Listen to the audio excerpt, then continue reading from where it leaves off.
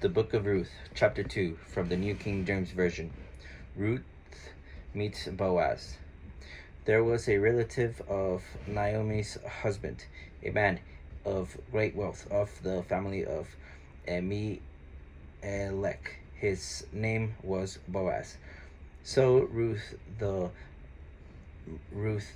Moabite said to Naomi, "Please let me go to the field and glean heads of grain after him, in whose sight I may find favor." And she said to her, "Go, my daughter." Then she left and went and gleaned in the field after the reapers, and she happened to come to the part of the field belonging to Boaz, who was of the family of Elimelech. Now behold, Boaz came from Bethlehem and said to the reapers, "The Lord be with you." And they answered him, "The Lord bless you." Then Boaz said to his servant who was in charge of the reapers, "Whose young woman is this?" So the servant who was in charge of the reapers answered him and said, "It is the young Moabite woman who came back with Naomi from the country of Moab." And she said, "Please let me glean and gather after the reapers among the sheaves." So she came and has continued from morning until now, though she rested a little in the house.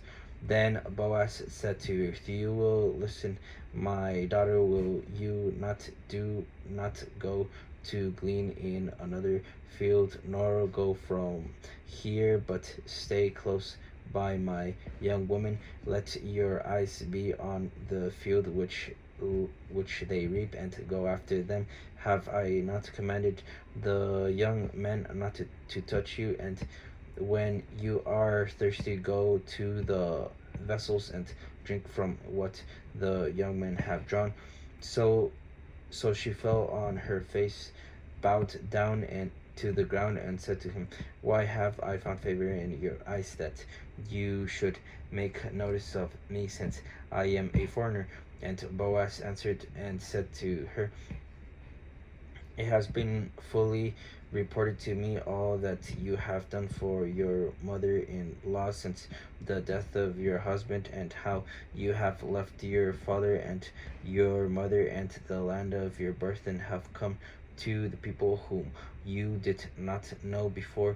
The Lord repay your work, and full reward be given you by the Lord God of Israel, under whose wings you have come for refuge." Then she said, "Let me find favor in your sight, my lord, for you have comforted me and have spoken kindly to your maidservant, though I am not like one of your maidservants." Now Boaz said to her at mealtime, "Come here and eat of the bread, and dip your piece of bread in the vinegar." So she sat beside the reapers, and he passed parched grain to her, and she ate and was satisfied, and kept some back.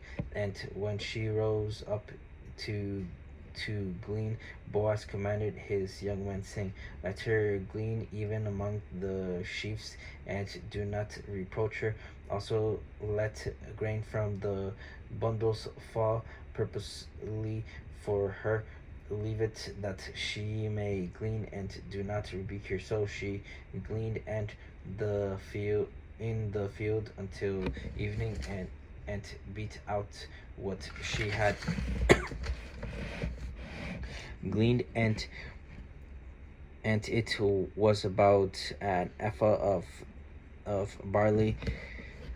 Then she took it up and went into the city, and her mother-in-law saw what she had gleaned, so she brought out and gave to her what she had kept back after she had been satisfied. And her mother-in-law said to her, "Where have you gleaned today, and where did you work? Blessed be the one who took notice of you." So she told her mother-in-law with whom she had worked, and said, "The man's name with whom I work today is Boaz." Then Naomi said to her daughter-in-law, he Blessed be he of the Lord, who has not forsaken his kindness to the living of the dead." And Naomi said to her, "This man is a relation of ours, one of our close relatives." Ruth the Moabitess said,